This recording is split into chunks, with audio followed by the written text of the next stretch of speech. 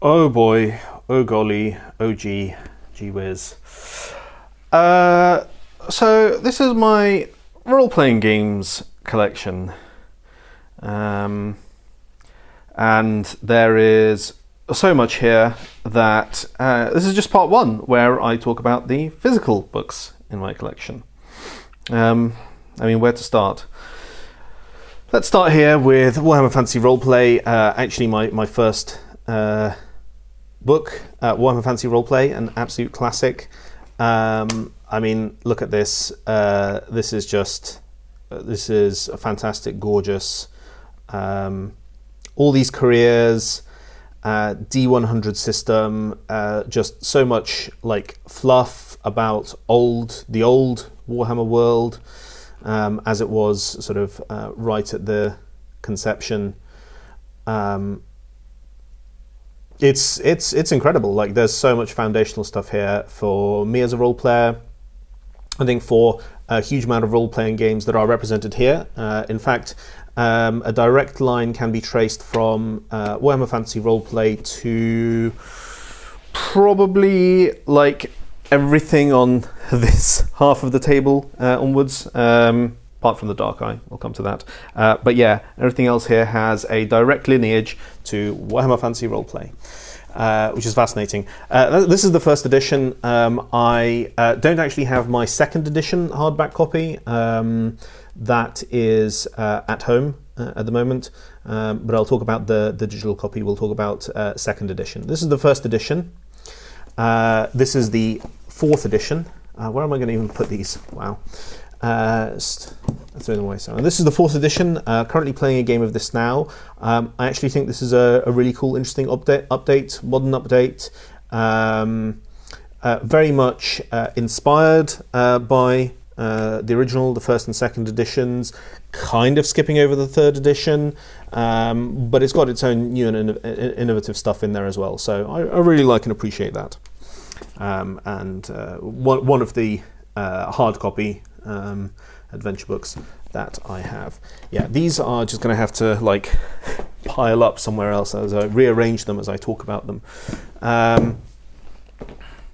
Third edition Warhammer Fantasy Roleplay. This is my treasure. This is all of it. So this is the box of bits, because Warhammer 3rd Edition is a bits game. Fantasy Flight wanted to involve some of their board game knowledge and stuff into it, so it has so many bits in there. Shall I open it up for you? It would be disappointing if I didn't, right? You'd all be very sad. Look at all these bits. So many bits. Oh, some of it's not even been cut out, but look how it's arranged. Cards, bits, tokens. I absolutely love all of this stuff. It is glorious. It does mean that you need a lot of table space to play it. It does mean that it's complex to start with, and it's a lot of faff for the GM. So that's one of my complaints. It's a big load on the GM, but once you get going, it actually all works kind of beautifully. I also have, as you will see, folders here for the cards, a binder full of all the action cards that you have, and like, good God, look, there are so many. But this is kind of the system that actually makes it kind of cool, because all of these have two sides to them. When you're in an aggressive stance and when you're in a defensive stance. This kind of move between the stances and the different effect from them is really quite cool. And kind of the engine that makes the game interesting. But yeah, it does take a little bit of prep, but then actually once you've got everything arranged and players have their cards and everything else, it plays smoothly and quickly. Like, you know what you can do, including like freeform actions. It's all pretty good. But yeah, lots of these nice books as well for all the rules, and lots of good source material for Warhammer in general. some of the expansions that they had was themed on the Chaos Gods, and basically doing stuff that was the positive and the negative. So like Khorne has got like advanced combat stuff as well as like all of the Chaos Khorne stuff. So it's really neat. I love these. I treasured these. It's out of print. Obviously, it will never be reprinted again. This is probably technically valuable, like hugely so. So yeah, treasured possession there. I hope I get it to table at some point again soon. If you want to join me for a campaign, you know where to find me. Well, I suppose from Warhammer Fantasy Roleplay, we should move on to kind of its 40k successor, which is this stack of, I think the stack, yeah, here we go. It all started off with Dark Heresy. So Dark Heresy was pretty much adapting Warhammer Fantasy Roleplay. I'm going to get a chair so I can sit here. There we go. Dark Heresy. So adapting Warhammer Fantasy Roleplay for the 40k universe. And it's D100. It doesn't do careers. It does more traditional classes. It's got scaling and clunkiness issues. You're playing as a load of inquisitorial agents, not even the Inquisitors. I mean, Ascension here allows you to get up to the Inquisitor level. But at that high level, the system strains quite hard. Nevertheless, I've had lots of great campaigns of Dark Heresy. It's got lots of cool source books. Again, this is all I have in hard copy. I have literally everything for it in digital. I'll talk about that later. Dark Heresy was followed up by Rogue Trader, Rogue Trader is also the original name of the 40k RPG, interestingly enough. And in this, you play the Rogue Trader and their crew, typically their sort of bridge crew, as it were, Star Trek style, but no Star Trek in 40k. And this introduced ship combat, that kind of stuff. I have also played several good campaigns of Rogue Trader. It's a much rougher game to play to run for the GM, because the possibilities of what your players can do is kind of a lot more open-ended and a lot more general. It's a really cool sandbox thematic. The systemic help for it is not the best, but some really good books in there. Into the Storm has got lots of options for you. Battlefleet Coronis has expanded ship combat and stuff like that. And like the 40k sort of Age of Sail, but in space style of thing is really cool. I really have a great fondness for these systems. Deathwatch, there's the core rulebook, and as you can see, I have a lot of the source books for Deathwatch. I think is kind of the apex, and was the third of the original trilogy plan. So as you can see here, actually, you've got Black Industries labeled for Dark Heresy, which is Black Industries as a label of Games Workshop started development on this, and then they shuttered it all and gave the rights to Fantasy Flight Games, who then actually took on a lot of the staff, continued the Dark Heresy line, and then as planned developed Rogue Trader and Deathwatch. As you can see, they didn't stop there.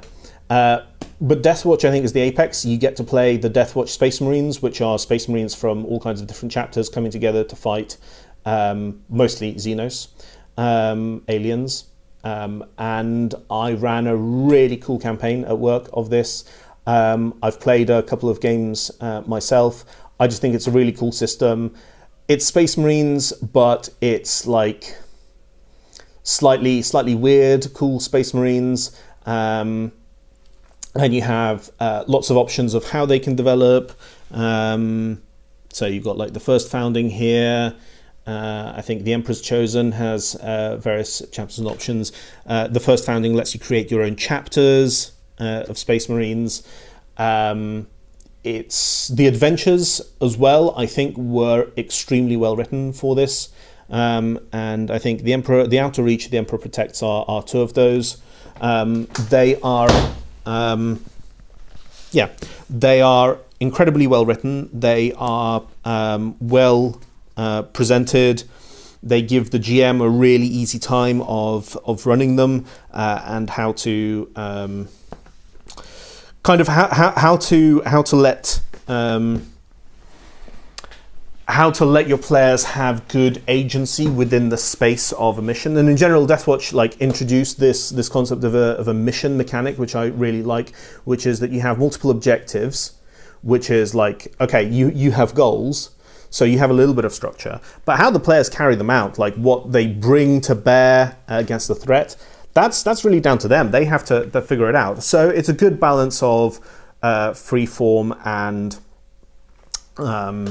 structured, which I think is beneficial, because often if things are too free, then the players don't know what to do. They have no guiding light, and they can sort of meander, and you don't really get they can develop, but not always. And obviously if things are a little bit too straitjacketed and railroaded, then you try to go off the beaten line, and there's just nothing to help you there. Didn't stop at Deathwatch. They then created Black Crusade, where you get to play the baddies. So that was playing a bunch of Chaos cultists, Chaos Space Marines cultists, adherents of Chaos, and that was kind of cool. I did play a few short adventures in that. It was really nice. They reformatted some of the rules for Black Crusade and Only War, which kind of tidied up the system. I think Deathwatch worked better overall, but balancing encounters could be quite difficult. It was sort of feast or famine. Either the Space Marines trivially overcome the threat, or they're all dead. It didn't quite come to killing the whole party at any point, but it's a difficult balance. Black Crusade and Only War kind of tidied the system up, made it a little bit more balanced. It's a sort of 1.5 edition, I would say, because otherwise, Dark Heresy, Rogue Trader, and Deathwatch mostly function on the same rule set. Black Crusade and Only War changed it up a little bit. Only War, the last one that they released, with a few supplements, I don't have any of them in hardback, was playing the Imperial Guard. So you play an Imperial Guard squad, and yeah, there's Only War. Never played any games of that, but it's a good rule set, and obviously it's doing something that's a little bit more down to earth than a group of Space Marines, but obviously a little bit more thematically in combat, compared to Dark Heresy, which is kind of inquisitorial investigations. Yeah, as you can see, this is kind of all that I have in hardback. I love this series, these games. They released a second edition of it. I don't have that in a hard copy. It's fine. It tidied things up. It shuffled things around. It never really got off the ground, and then Fantasy Flight lost the Warhammer licenses. So that's kind of the end of this era. But 40k returns in Roth and Glory. Now this is actually the edition by what is it? The German American kind of who originally worked on it, but lead designer is still Ross Watson. So he's kind of the guy who's done all of these. What is it? They're the same ones who did the Dark Eye. What are they called? I keep on forgetting. Is it Ulysses Spiel? Yeah, Ulysses Spiel. So I think they're the. Is that? I mean, that's my focus is not there. Yeah, Ulysses North America. So they're the ones who originally designed this system, Roth and Glory, which kind of unifies all the different power levels, and lets you kind of choose and play at the different ones. And so here you go,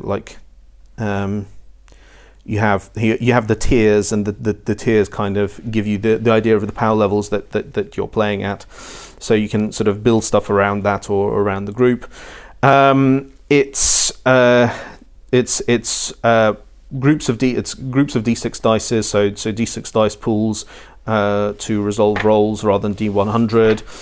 I've never actually got to play this, so I don't know for sure how it plays. I think it has got a good reputation, and especially since it was republished and is sort of being further worked on by Cubicle 9.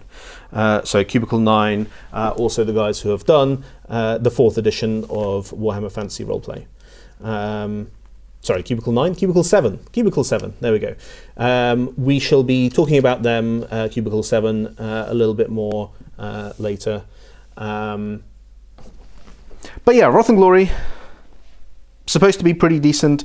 I've still never played it. I should. It would be interesting. Quite like 40k.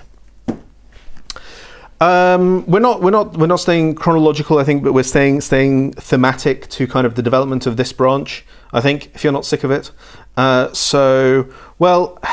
Fantasy Flight lost Warhammer, but they gained Star Wars. Yeah. This is what they did next. And so this has an interesting history in that this is the second iteration of the narrative dice system, which became the narrative dice system arguably only on its 3rd iteration, but we'll come to that. The first iteration was Warhammer Fantasy Roleplay 3rd edition. So that's got funky dice that tell a narrative through the. So you put together the dice pool based on your stats, and then you roll that, and you read off the successes or setbacks that you have from them. Star Wars kind of simplified that. So Star Wars: Edge of the Empire. Again, I think they planned this out as a three core rule books. Quite wisely to tackle different aspects of Star Wars role-playing. Edge of the Empire is, as you can see there, Han Solo, the sort of scoundrels and smugglers bit of it, where you play people on the edge of the Empire. After the defeat of the first Death Star is roughly kind of the time frame that they use. But anyway, you have these funky dice pools that you use for it, using a bunch of narrative dice that inform, based on your characteristics, what sort of pool. And you put in the challenge dice, which kind of is like how difficult something is, and you put it all together and you roll, and then you work out, and you can use what was rolled as a narrative help to that. We'll come and look at the dice in a minute. But yeah, quite a few supplements for this as well. You can see everything here in Edge of the Empire. Lots of class stuff, so it's kind of a class-based system. But each class has got, each career has lots of different specializations in it. So you can actually like build someone in lots of different ways. So your smuggler could be more about flying. They could be more about kind of the social interactions. They can be more about being a bounty hunter or something like that. Some really good adventures for this as well. Generally good set of supplements. Really fun. But then we have the second core rulebook, Age of Rebellion, where you're playing a band of rebels trying to bring down the Empire. So that's a lot more focused on missions to do that. Only have a couple of source books for this. I haven't really played any games specifically of Age of Rebellion. It's almost always been Edge of the Empire or Force and Destiny. But useful stuff in there as well. I quite like the duty system. So Star Wars Edge of the Empire has got obligations, which is like, look, you're basically involved in some sort of criminal enterprise, or you've got some pressure on you, and that is at character creation symbolized by the obligations, and they get involved during the campaign, sometimes in unexpected ways. For the rebels, it's the duty. It's like, why are you fighting for a rebellion? Is it because you want to? You've been forced into it. It's the only way that you can get revenge on the Empire. That kind of thing. And that plays in similar ways. Again, really kind of useful. The adventures for this were fairly well written. I don't have any of them in hardback because I never needed to run them. But there it is. And then Force and Destiny is where you get to play the Jedi, or Force sensitives. And I have played a couple of games of this, and ran one. I mean, obviously, everyone wants to play the Jedi. So you can see we've got classic Obi-Wan and Darth Vader here. But it's still during the time of the Empire, so you are kind of Force sensitives on the run. Let's open one of these, shall we? I mean, it's all full of absolutely gorgeous Star Wars art. Like it is artistically, like the 40k books are good. They have a lot of fantastic 40k art, including like classics and classic 40k art, especially in Dark Heresy. Like it is sumptuous and gorgeous, and frankly, just owning these books for the artwork is great. But the Star Wars ones, no slouches either. You have really fantastic, gorgeous stuff. Maps, etc. So yeah, lots of supplements for this.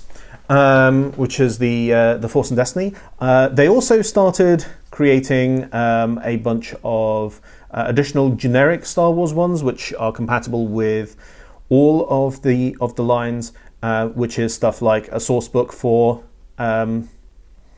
the Collapse of the Republic. So like the prequel films, Rise of the Separatists, the other one for the prequel films. So I guess that's like Episode 1 and 2, Episode 3. Or somewhere between there.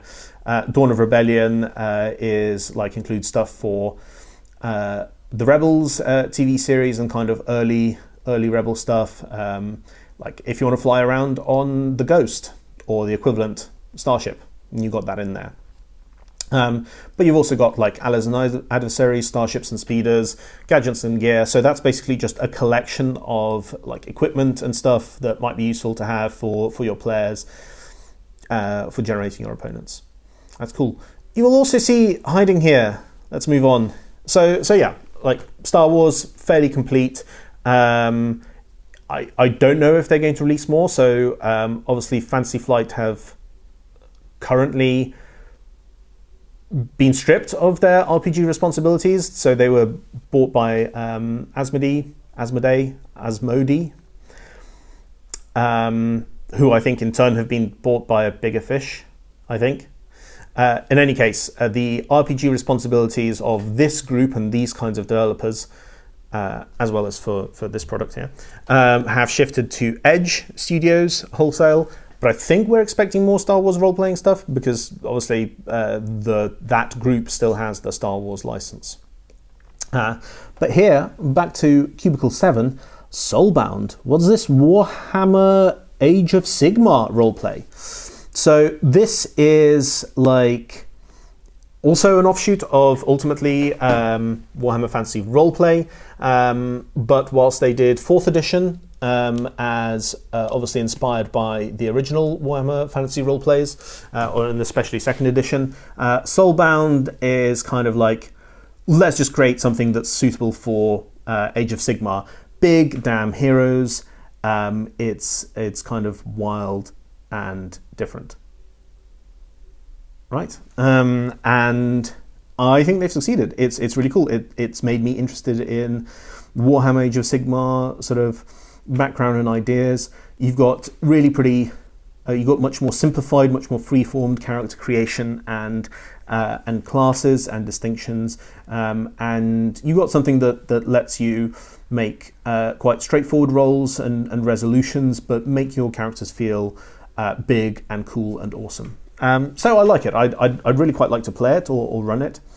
I've got a few adventures from like humble bundles digitally. Okay. Final sort of strain to all of this then is Genesis. Ta-da! And this is the 3rd iteration of the narrative dice systems, the role-playing game for all settings. So this takes the system for Star Wars and attempts to, well, first fix some of its problems at the higher power levels, kind of something that Star Wars inherited from 40k, from the Warhammer 40k roleplay series. Genesis kind of fixes all that, smooths it all out, and creates a system that's with the narrative dice that is able to apply to generic settings. And I love this. This is fundamentally not the game that I'm most fond of, but my favorite game. I think the best system for anything that you want to play that is narrative focused.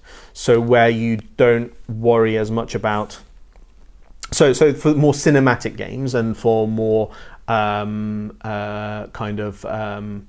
strokes games, this is definitely what you want. The system is certainly crunchy, but it's not overly crunchy. I wouldn't even call it crunchy, but it lets you. It's enough to bite into, but it's there to make your character archetypes shine. And so yeah, this is a little less exciting visually as a book, but boy, are the rules in here very good. You get some ideas for creating your settings in here, and between this and the expanded player's guide, you have a really comprehensive way of creating a setting, which I have done twice now, and it is extremely fun. I've played several Genesis games, different settings. It's very cool. They have also released these source books using Fantasy Flight intellectual property, so Android, for example. So this is playing an Android game in Genesis. They've done one for Terranoth, which is the setting for like Descent and Runebound, Rune War, Rune something, whatever that Fantasy Flight have. They've done one for what's the card game? Secrets of the Crucible, or yeah, it's Crucible, I think. That is the game. I think probably more to come, but yeah, this is these collectively are kind of a big story of my role playing, but they're not all. Let's take a peek over here where we have The Dark Eye. This is the 3rd edition of the German game Der Schwarzauge, I think. And yeah, this is like a kind of an old edition translation of that I have. I've never played this version on tabletop, although I have played the video games based on this. It's a very German fantasy game. I kind of find it endearing. The system is complicated. It's no less complicated in its 5th edition, which was produced by Ulysses Spiel and translated by their American counterparts. I've also never played this. I'd really like to, because I am fascinated by the system and kind of the crunchiness in it. It's interesting. It's clearly... This is more popular in Germany than D&D, which is actually remarkable, genuinely remarkable. But it is an interesting system, and I'd love to have a go. It's very kind of, it's got its own spin on fantasy, obviously, but yeah, it's not too bad. And then continuing kind of in the similar vein of okay, so yeah, like books from what's popular in other countries. Well, this is an Italian role-playing game called Lex Arcana, which is Fantasy Romans. Look at this. Absolutely gorgeous, kickstarted. I really want to get this to the table because the setting is kind of incredible. The system is... so yeah, the system is complicated to some extent, but I think that it's not as much as The Dark Eye. So I think it's definitely worth a go and worth trying to figure out. Definitely not anywhere near the most complicated system that I've faced, but cool artwork. The character sheet is actually fairly simple. Like, you don't have that much information and stats, so it's very manageable. But like, I mean, come on, like Roman world fantasy, that's cool. want some of that. Lex Arcana. So much stuff kickstarted. And kind of keeping on that theme, we'll go over here to Shadows of Estron, which is probably, again, one of the, like, I am in love with Shadows of Estron. I have run adventures, a campaign, quite a long campaign of this. I'd love to play it. It is the French RPG. And it is very different. It is dark and gothic in style, but it is Celtic in fiction and in feel, but it has also got some of the most incredible artwork in any RPG and in any books. And I'll go through this. I originally came across this at a board games expo, UKG, and I got this lovely signed illustration in the core rulebook, and from there I have kickstarted stuff. I have got more books, more books. I mean, look at this! Like, it's just the art and everything in this is so lavish and beautiful. I've got the artworks separately. I mean, like I cannot get over how absolutely incredible their artists are.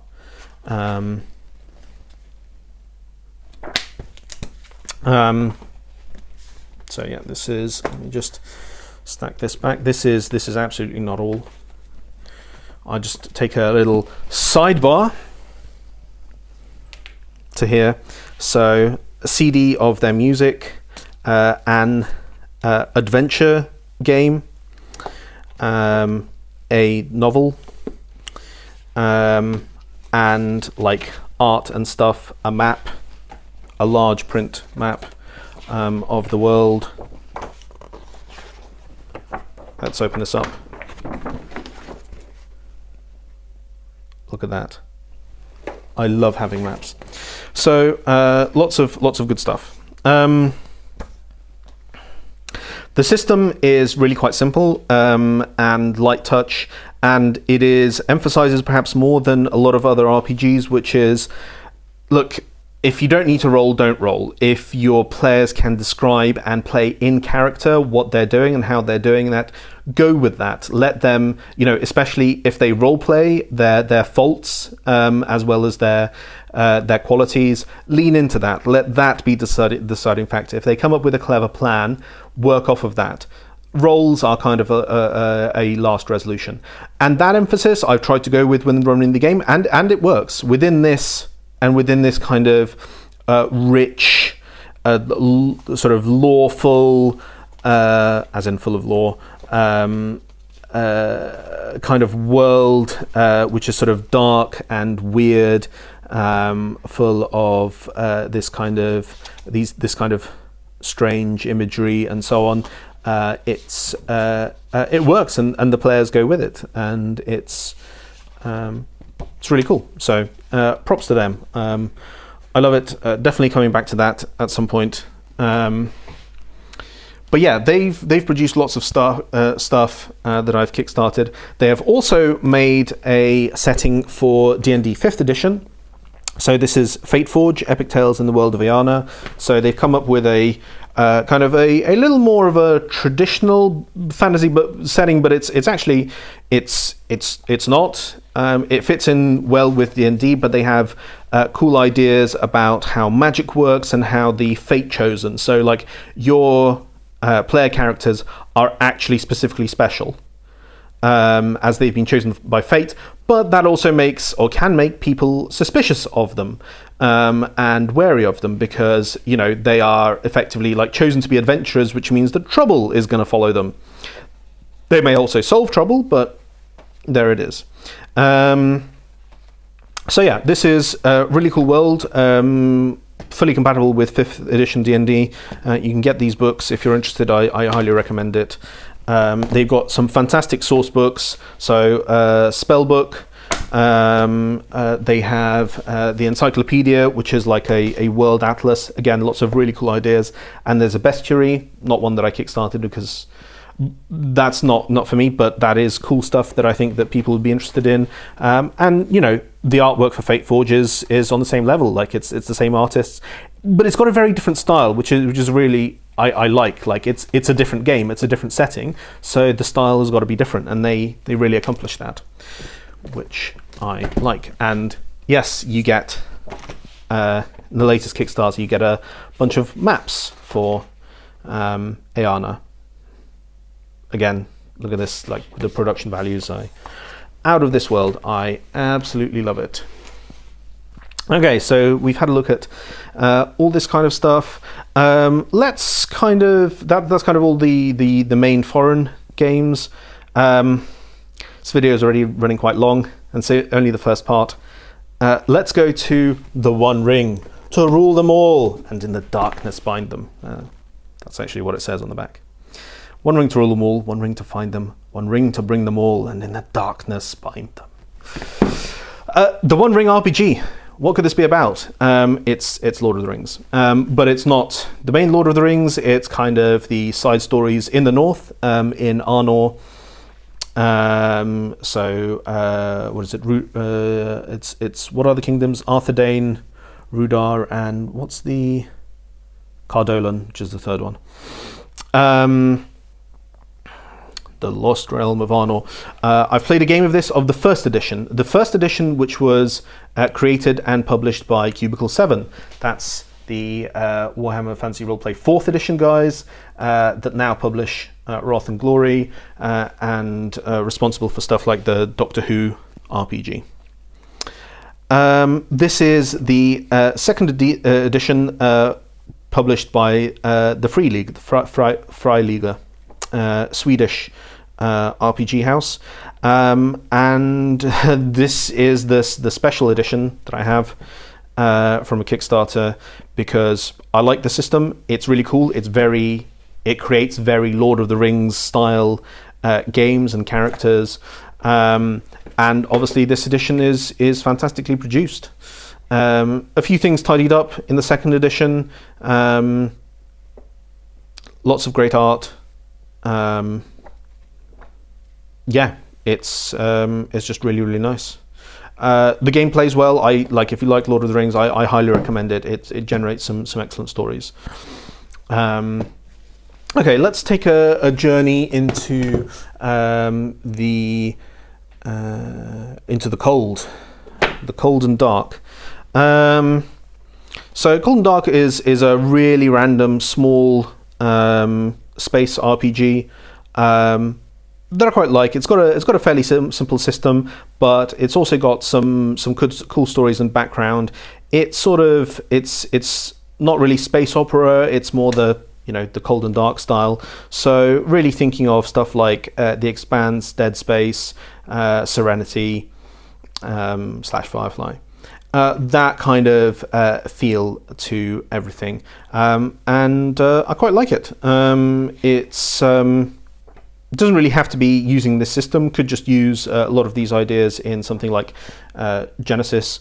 I'm glad I've picked this up and held on to it. Haha! The Expanse, the role-playing game by Green Ronin. Is it publishing it? Yeah, Green Ronin. The Expanse. We all love The Expanse, right? This is it. This is the role-playing game.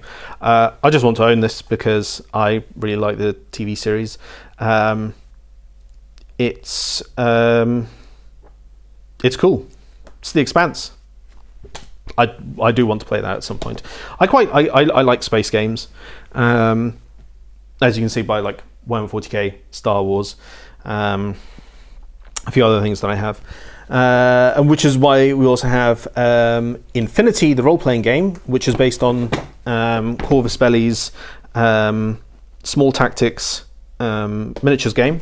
But this is done by Modifius, Really love Modifius and what they're doing. We'll come back to them. But they have this 2D20 system that they've been developing. It kind of come into its own with Infinity, where I think that they've ironed out a lot of the issues, and then they've made variations on it for all their other games. Infinity is a really cool setting. Especially now that they've kind of toned down the art and the model design, obviously in the model stuff, but obviously going into the role-playing game, they kind of made it less weirdly horny. But yeah, you have lots of different careers. You have a really nice 2D20 system, the momentum system, where you as a team build up bonuses to your roles to overcome harder tasks. And yeah, you play for essentially the not the secret police, but like the covert. I mean, basically the global CIA, in as much as there is one, the global universal, the universe, the galactic CIA, basically trying to make things happen for humanity and make it work. I have played some short adventures of this a couple of times. I'd like to run or play a full game of this as well. I only have the main and a few the player's guide in print. I actually own the entirety of everything published for Infinity in digital, because that was one of the Kickstarter awards, and boy, are there a lot of PDFs.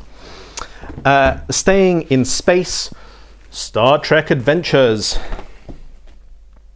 Also Modifius, also the 2D20 system, but specifically adapted for Star Trek. This is the special edition core rulebook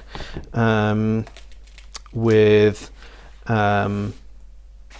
lots of cool stuff, like big prints, the bookmark trailer thingies, and yeah, the whole thing is done in LCARS style, really beautifully done. I really love the system. This produces really Star Trek adventures. It's really cool. I have played several of these. I want to do it more. Star Trek, like the role-playing Star Trek is really cool. A few source books for all of the quadrants, every one of them, and a bunch more of like character ones that I have in PDF we'll come to talk about. I really love the Star Trek system. I'd absolutely love to play more. Very treasured. Let's stay in space. Still in space. Scum and Villainy, my favourite Forged in the Dark game. So Blades in the Dark is an Apocalypse engine based. Oh god, this is really getting into the weeds. Apocalypse engine being a very system light narrative, things go wrong system. Things go wrong, how do you get out of that? I really like Apocalypse engine stuff, as we shall see from some of the smaller books that I have there. Steel in the Dark is kind of the offshoot, which imagines what if this was like a Dishonored kind of world? What if this was like a sort of grimy Victorian, but also like weird alchemy, ghosts sort of thing going on? How do your rough and tumble crew survive in that? Scum and Villainy is the same but in space, but I really like the system. It's you can get a game going really quickly. Just pick a few playbooks, decide what your current mission is, what your ship is, off you go. It's light, it's snappy, it's evocative. Do your space scoundrels quickly. Obviously for like a different purpose than when you're doing like Star Wars or maybe using Genesis for something, but like, yeah, I love this. Dialect, a game I got for my birthday, a game about languages, or language and how it dies. I really want to play this. It is very cool, but you get to do cool language stuff. Good Society, Jane Austen RPG. Now, can you guess that I like Jane Austen? Anyway, this produces... I have played a short game of this. Basically, it's like really generating cool Jane Austen stuff and facilitating that kind of role play. I absolutely love it. You basically work off like, what do you want? What does your character want? And then, how then play how you're going to get it and try and accomplish that. So it's a little bit, competitive, still usually against the GM, but it's a lovely system. Then we have Legacy. I love Legacy. Legacy Second Edition, created and published by a friend, someone I know from Oxford. This is a fantastic apocalypse engine-based game, but that goes into generational play. So how does your group survive across multiple generations as the world changes?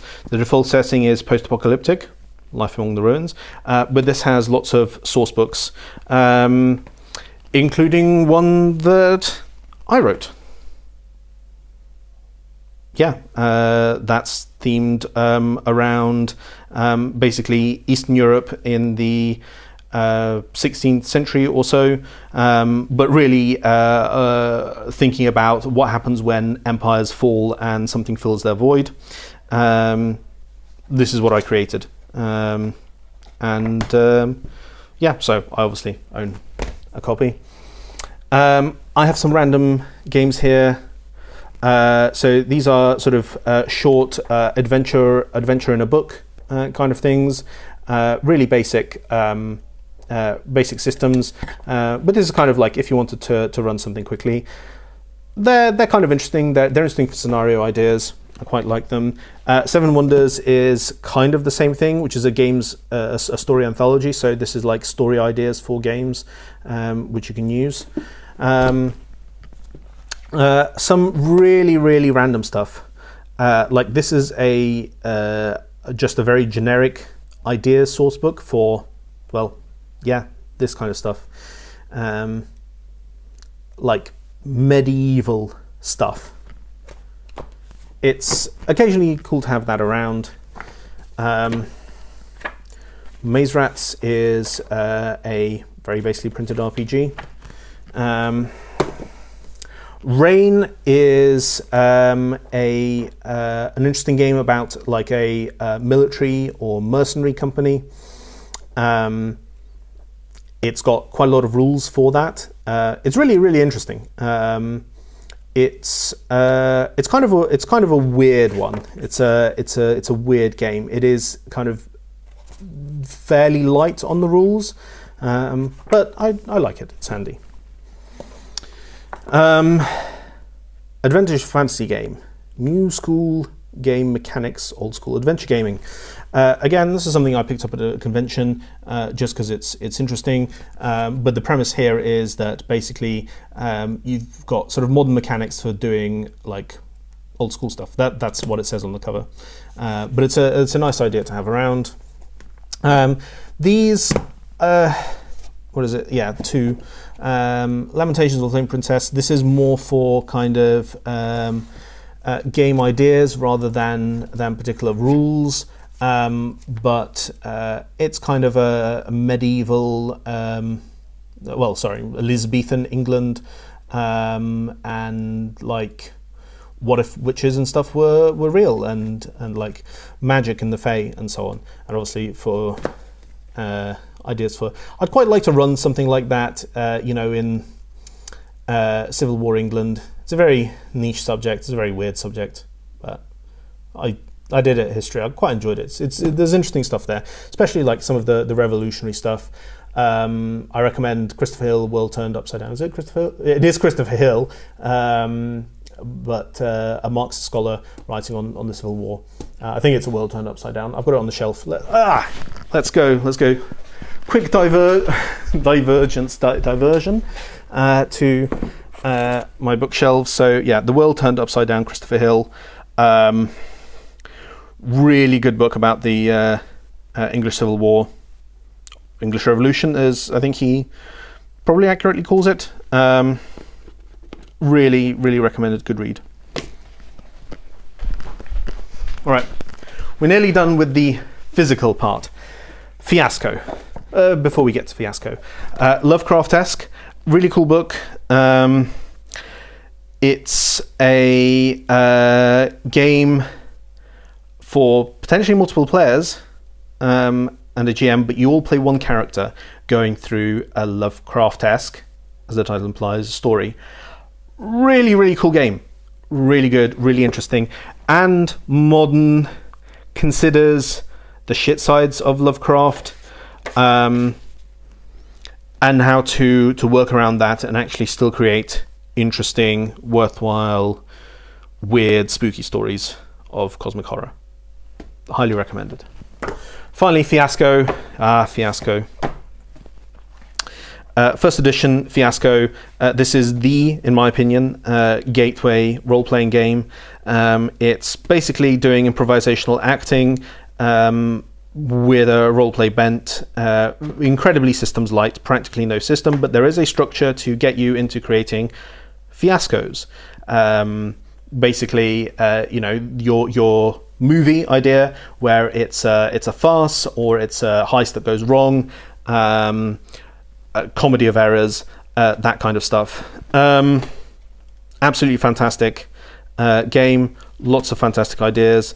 I've got one of the anthologies which is just more rule sets, and again how to sort of play with different sets and situations. There is a second edition out now, which you can get a little bit tidied up, a little bit neater. So yeah, there we go. This is my physical collection. Fully half of it is basically one thread of games. I'm sorry, have very much D&D. I have owned D&D books and guides before. They've moved on. They've gone other places. I do obviously have the 5th edition Fate Forge RPG. If I wanted to play 5th Ed. Which I do. I play a few games of that fairly regularly, actually. But yeah, lots of this that I get to the table often. Some of it not as much as I should. All of these very dear to me. Thank you very much for joining me on this journey. Look forward to seeing you in part 2.